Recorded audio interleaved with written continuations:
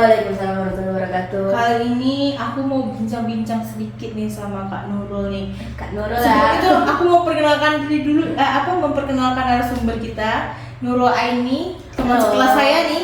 Kita mau buat tugas katanya. Syekh. Mau nanya nih, gimana kabar Kakak hari ini? Alhamdulillah baik. Gimana kesehariannya gitu sebagai mahasiswa gitu? Apakah sibuk? Apakah ibadahnya terlantar sedikit karena sibuknya ini gitu? Ya kalau sibuk sama-sama lah kita, Iya. kita sekelas ya. Tapi kalau ibadah alhamdulillah insyaallah ya aku jaga kok. Alhamdulillah ya. Insyaallah.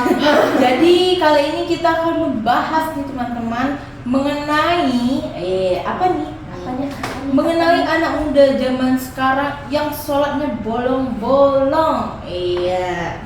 Aku mau nanya-nanya nih sama Kak Nurul. Tuh. Kayak gimana sih tanggapan kakak kayak anak muda zaman sekarang nih yang lebih mentingin nge-game, tugas dibandingkan sholat 5 waktu. Tuh. Menurut pandangan kakak gimana nih? Kalau menurut aku ya enggak bagus aja gitu. Soalnya kan karena sholat itu kan ada yang agama. Sholat itu wajib bagi kita sebagai umat muslim ya, wajib. Jadi kalau emang ya harus mentingkan sholat lah daripada kayak nge-game, tugas. Karena kan ada juga nih kata Al-Quran atau hadis pokoknya ada yang bilang kayak kalau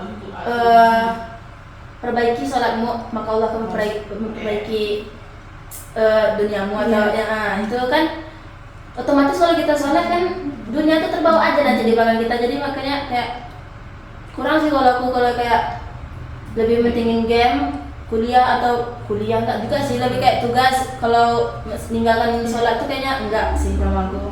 Oke.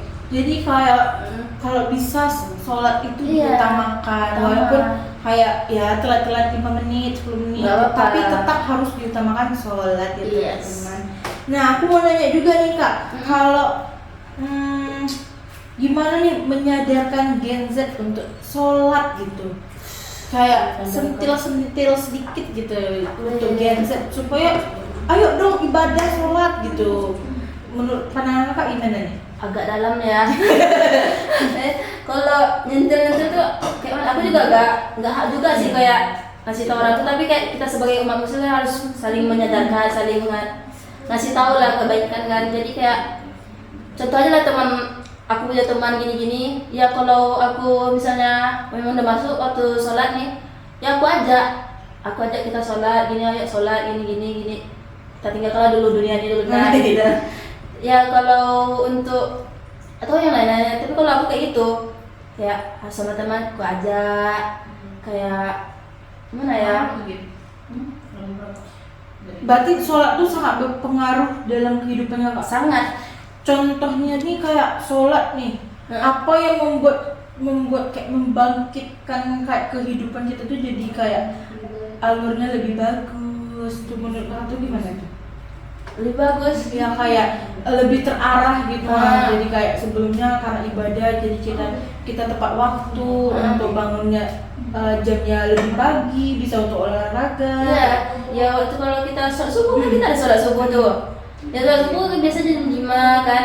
Ya dari jam 5 tuh lah kita sholat subuh ya. Habis itu ya kan kita kan ada juga nih masuk pagi kelas jam 7. Ya di situ Mesti bisa juga Iya, pakai ngaji juga, olahraga, mau siap-siap dulu ya kan. disiplinkan waktu sih sebenarnya. Kalau kita sholat tuh kayak ada subuh, kayak zuhurnya kan waktu siang, asar, maghrib, isya, itu kan sebenarnya itu untuk mendisiplinkan kita ingat waktu, ingat apa. Jadi setiap kita ada kerjaan atau ada aktivitas, utamanya tuh ya itu di sholat itulah kita mengingat Allah. Iya, masya Allah ya teman-teman. Uh-uh. Ada nggak sih Kak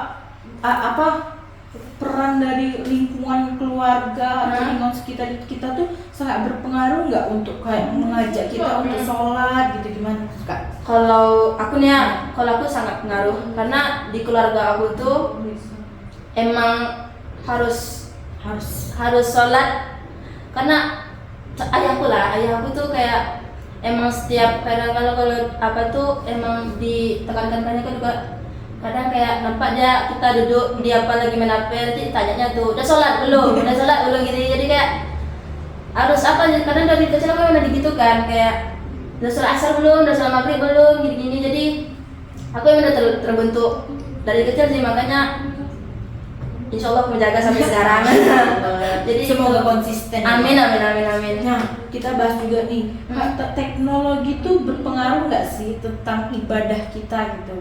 Sangat kayak seiring berjalannya waktu, pengaruh teknologi kayak teknologi ini menghambat atau bikin kita lebih maju gitu menurut tentang ibadah gitu. Kalau aku ada positif negatifnya ya, kayak kalau negatifnya dulu lah kayak menghambat ya, kayak sekarang ada TikTok, kayak TikTok kita kan sekarang kecanduan gitu ya, kayak nonton TikTok, kadang-kadang udah masuk waktu zuhur tak asar, kadang kita masih asik sama nonton TikTok gini, sampai kayak nanti tunggu dulu 5 menit, nanti tunggu 10 menit dulu lah, bentar lagi, nanti lama-lama kan habis tuh waktu zuhur atau waktu asarnya tuh. Jadi kayak di situ sih menghambatnya, kayak dia tuh mengelur-ngelur waktu.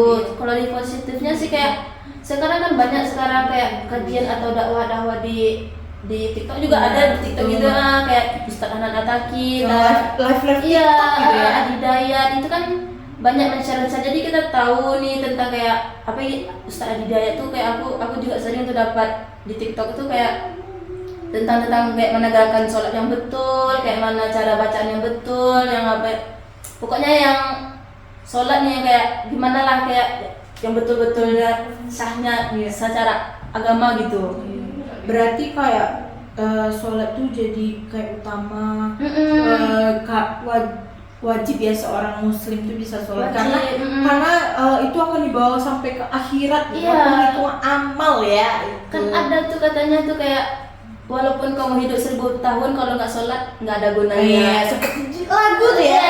Walaupun lagunya gitu ya. Jadi kayak iya sih sholat. Kalau ini nggak mau nanya juga nih, kalau sholatnya tapi memikirkan hal yang enggak tuh gimana tuh? Itu agak-agak juga dia tuh gitu ya. Dia sholat tapi mikirkan agak-agaknya kemana nih? Lebih kayak mau makan apa ya siap ini gitu. Oh lagi sholat Iya. gitu, dia nggak khusyuk dong. Berarti nggak sah, bisa sah Bukan nggak. Kalau aku kurang tahu juga sih sah nggak sahnya, tapi kayak kurang khusyuk ya orang, kayak setiap apalagi sedangkan ustaz-ustaz aja kadang-kadang juga bilangnya kayak susah untuk khusyuk sholat kan. Tapi semana kita untuk berusaha untuk khusyuk lah, kayak namanya godaan setan. Iya, godaan setan. Dan sedangkan sholat aja kita kata apa kan ada juga godaan-godaannya, dari kayak kita bersin, kita batu, itu kan godaan setan juga kan. Jadi kita kayak tergantung apa Allah sih. Ya Allah, Allah kita sendiri gimana? Iya, gimana Allah, kayak urusan Allah sebenarnya diterima atau enggak, yang penting kita kayak sudah berusaha semaksimal mungkin untuk khusyuk dalam sholat. Kita sudah kayak berusaha untuk sempurna lah dalam sholat untuk beribadah. Kalau aku sah-sah aja sih. Oke.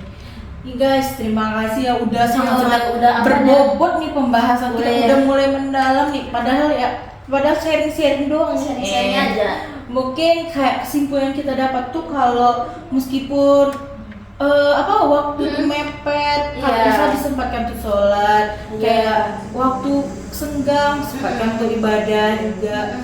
Jadi kalau bisa ibadah diutamakan, kayak ditunda tugas nggak apa-apa, kan nggak dibawa mati juga tugasnya gitu kan. That's right. 5 wajib penting bro. Mungkin itu saja podcast kita kali ini. Kalau ada salah kata mohon dimaafkan, atau kurang-kurang saya akhiri. Wabillahi taufiq wal hidayah. Assalamualaikum warahmatullahi wabarakatuh. Waalaikumsalam warahmatullahi wabarakatuh. Bye.